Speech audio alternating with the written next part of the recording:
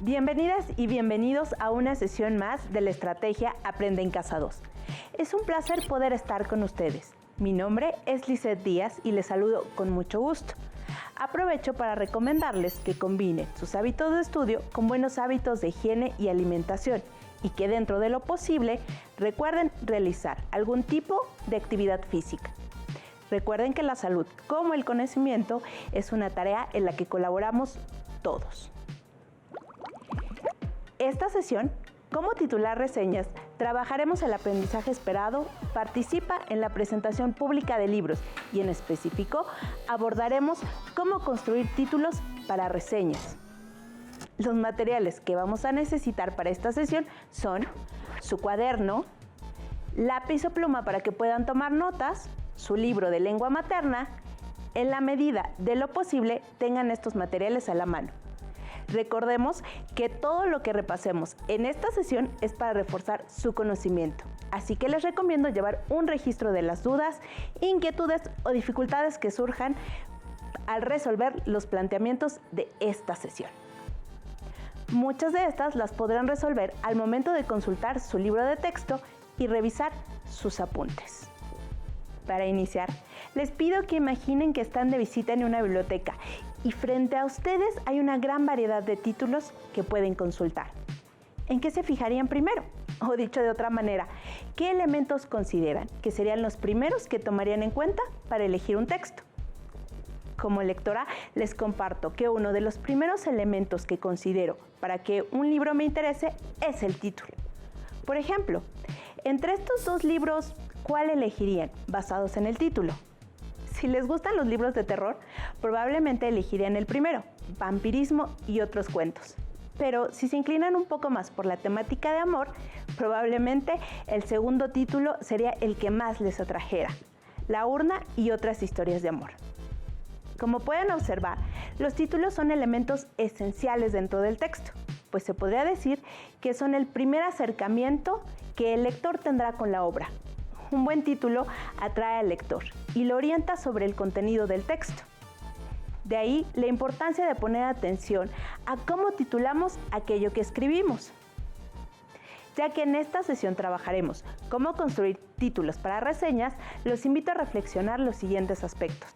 Durante esta sesión contaremos con intervenciones de la doctora Sara Rivera. Ella es doctora en teoría literaria, profesora de análisis de discurso, entre otras asignaturas, escritora y autora del libro de cuentos Era tu boca la noche, su más reciente título. Para iniciar, los invito a que juntos leamos los siguientes títulos de reseñas. El primer título indica Reseña de Aura. El segundo título es Mi reseña del libro sobre Felipe, Aura y Consuelo de Carlos Fuentes. Un libro muy bueno que definitivamente hay que leer. Me parece que ambas propuestas de títulos tienen algunos inconvenientes. ¿No es así? Escuchamos la intervención de nuestra especialista. Así es, por ejemplo, el primer título no menciona el autor, por lo que se dificulta identificar la obra. O el segundo título es muy largo y poco claro, además de que no menciona claramente el título de la obra reseñada. Esto es interesante, doctora, porque titular una reseña requiere ciertos conocimientos del lenguaje y los lectores. Para empezar, ¿qué relación existe entre el título de una reseña y el título del libro reseñado? Para saber la respuesta, veamos lo siguiente. Al ser la reseña un escrito analítico redactado por un lector que expone su punto de vista sobre un texto leído, la relación entre títulos debe de ser estrecha y total. De igual manera, debe considerarse que los lectores de reseñas suelen leerlas porque presentan un libro de su interés, por lo que es importante incluir el título del libro dentro de la reseña en todo momento. Claro, por eso los títulos que leímos hace un momento no son adecuados, ya que no indican claramente cuál es la obra que reseñan. Escuchemos la aportación de la doctora Rivera. Así es, ya que se trata de preservar el título del libro reseñado tal y como se presenta en el original. Por ejemplo, si lo que queremos es reseñar Momo, el famoso libro del escritor alemán Michael Ende, el título de nuestra reseña puede llevar el nombre de la novela, pues eso ayudará a los lectores interesados en esta obra o en el autor a identificar que se trata de un texto sobre el autor que les importa. De esta manera podríamos nombrarla de las siguientes formas: Momo, de Michael Ende, o reseña Momo, novela de Michael Ende, entre otras pequeñas variantes. En cualquier caso, como se observa en los ejemplos, lo importante está en preservar el título del libro reseñado y su autor. ¿Qué otras características específicas hay que considerar para los títulos de reseña? Conozcamos la respuesta. Además de lo que les he comentado, básicamente son 3 aspectos esenciales por incluir: el nombre del libro reseñado, su autor y el uso de las cursivas. De esta manera quedaría, por ejemplo, Pedro Páramo, de Juan Rulfo, o reseña Pedro Páramo, de Juan Rulfo, o confabulario, de Juan José Arriola, o reseña confabulario, de Juan José Arriola. Como puede observarse, el título del libro reseñado se distingue por las cursivas y no lleva punto final. Los títulos no llevan punto final. Es importante que recalque ese punto, porque es común que cuando las y los alumnos titulan sus escritos, coloquen un punto final. Entonces, tengámoslo presente. Los títulos no llevan punto final. Sigamos con las características de los títulos de las reseñas. En su opinión, ¿es recomendable que sea un título corto o largo? Escuchamos las recomendaciones de nuestra especialista. En general, los títulos suelen ser cortos para llamar la atención. No más de 5 o 7 palabras es adecuado. Sin embargo, si el nombre del autor o del libro reseñado es extenso, pues quizás se alargue un poco más. Por ejemplo, reseña sobre el ingenioso hidalgo Don Quijote de la Mancha, de Miguel de Cervantes Saavedra. Como se observa en el ejemplo, se inicia con la palabra reseña, que se refiere al tipo de texto que se leerá. Después, el título en cursivas de la novela, una coma, la palabra de, que nos indica la autoría y el nombre del autor. De igual forma, como puede observarse, las mayúsculas marcadas en rojo solo se ocupan para inicio de párrafo, de título y nombres, geográfico y propio. Este es otro punto importante, el uso de mayúsculas. Se escribe con mayúscula la primera letra del título de la obra reseñada. En ocasiones, a los alumnos les cuesta trabajo elegir un título y se limitan a copiar el del libro que van a reseñar. ¿Qué tan claro tiene que ser el título? Tan claro y simple como escribir el nombre del libro y del autor. Si se desea agregar la palabra reseña, puede hacerse. ¿Qué papel juega la creatividad para elegir un título? Veamos la siguiente intervención. En algunos casos, la creatividad es esencial al elegir un título, porque de esto depende si le llamará la atención a un futuro lector o no. Pero por lo general, los títulos no se piensan en función de si son creativos o no, sino en función del tipo de texto que se está redactando. Es decir, no es lo mismo idear un título para una novela, un cuento, una canción, que para una reseña o un texto de divulgación científica. En realidad, los títulos siguen reglas específicas dependiendo del tipo de texto que se esté escribiendo. Por ejemplo, no es lo mismo un título para una noticia que para una obra de arte o para una reseña o un tratado médico. Para responder mejor a tu pregunta, si el texto que se escribirá lo permite, podrá inventarse un título muy creativo, como en un cuento, no así en un tratado de medicina. Entonces, ¿es recomendable elegir un título formal y académico o existe la posibilidad de jugar con el efecto que busca causar en los lectores? Por ejemplo, usar uno cómico. Para conocer esto, veamos las aportaciones de nuestro especialista. Como te comentaba, los títulos tienen sus propias exigencias, las cuales cambian de acuerdo con el tipo de texto que se está escribiendo. Por ejemplo, para los títulos académicos y formales suele considerarse la claridad sin importar la extensión del título. Información adecuada, fiable y oportuna en tiempos de la pandemia por el COVID-19. Estos títulos que se ocupan en textos académicos, cuyo objetivo es comunicar, difundir e intercambiar conocimiento, suelen integrar una idea global muy clara sobre lo que tratará el texto. Sus lectores y autores suelen ser estudiantes, profesores e investigadores. De igual forma, la reseña puede considerarse un documento crítico o académico cuyo objetivo es evaluar la información obtenida de un libro, artículo, película, conferencia, etc. Como se observa en el ejemplo anterior, el título comprende de forma global la información que se encontrará respecto del COVID-19.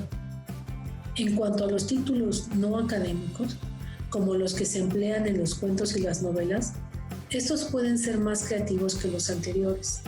El único requisito que tienen es que resuman o integren algunos elementos a tratar en la historia. Crónica de una muerte anunciada, la increíble y triste historia de la cándida Heréndira y su abuela desalmada. Estos títulos nos dan una idea de qué tratará la historia, aunque sea una ficción. Una reseña puede presentar puntos a favor o en contra de la obra reseñada. ¿Qué tan válido es que el título refleje esta postura? Por ejemplo, la interminable y nada breve historia del tiempo del Dr. Hawking, el cual hace énfasis en el que el texto original requiere de mucha concentración o que no fue del agrado del autor de la reseña. Veamos el comentario de la doctora Sara. Para responder a la primera pregunta sobre la posibilidad de que una reseña exponga puntos a favor o en contra de un libro, esto por supuesto es posible dentro de una reseña.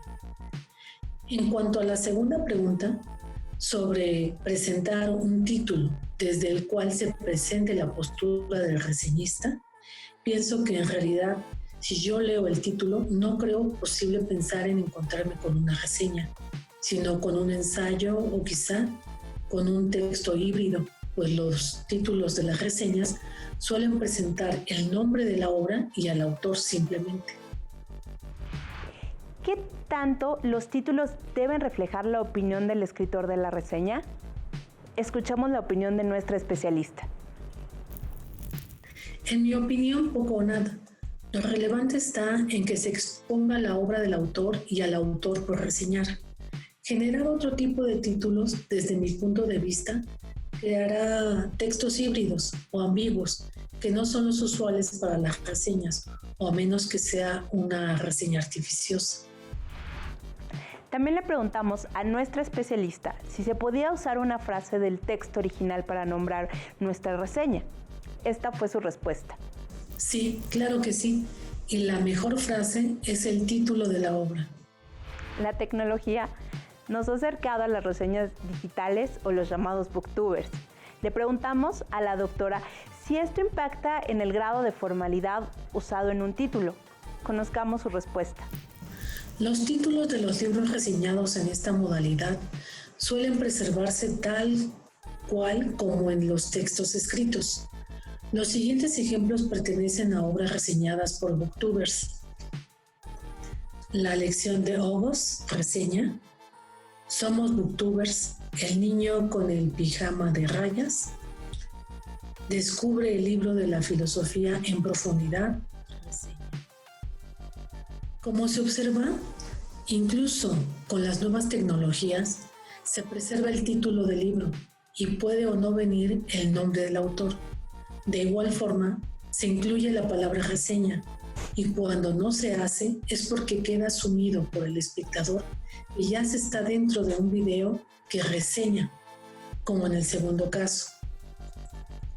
Un aspecto fundamental por considerar es que los booktubers hacen reseñas orales y no escritas, por lo que pueden improvisar, agregar chistes, cortinillas de música, datos sobre su vida personal como entrada, pero llegado el momento, también ellos darán los datos básicos del texto en cuestión, del autor un resumen de la obra y su punto de vista, contenidos comunes en las reseñas escritas u orales.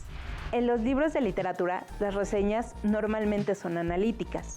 ¿Considera que es adecuado ponerles un nombre alternativo al del libro? ¿Podría esto confundir al lector? Veamos. En general, las reseñas, al ser textos académicos, suelen ser analíticas y desde mi punto de vista puede colocarse un subtítulo alternativo, pero es importante preservar los datos canónicos, autor y título reseñado. ¿Se podría decir que un título mal logrado le resta calidad a nuestro trabajo? Escuchemos la respuesta. ¿Un título mal logrado? Supongo que se refieren a aquel título que es inexacto, que no dice mucho al lector acerca de lo que encontrará a lo largo del texto. En este sentido puede haberlos. En mi experiencia, un título es más o menos acertado gracias a que logra captar la totalidad del escrito y, de ser el caso, es creativo, sintético, no extenso, con palabras claves, todas ellas pertinentes. Los títulos claros, sencillos y cortos suelen tener más efecto en los lectores y esto depende del tipo de texto del que hablemos. Por ejemplo, títulos académicos. Reseña sobre 100 años de soledad de Gabriel García Márquez. La cobertura periodística del cambio climático y del calentamiento global en el país, el mundo y la vanguardia. De profesores, familias y estudiantes. Fortalecimiento de la resiliencia en la escuela.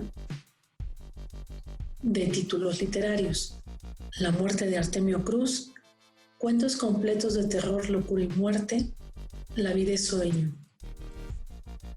Como vemos en los ejemplos anteriores, la extensión no es tan relevante, sino que logre captar la totalidad del contenido de manera acertada, exacta y clara. Las ideas son muchas. Sin embargo, debemos construir títulos que sean adecuados y funcionales para nuestras reseñas. Ahora me gustaría poner en marcha todo lo aprendido.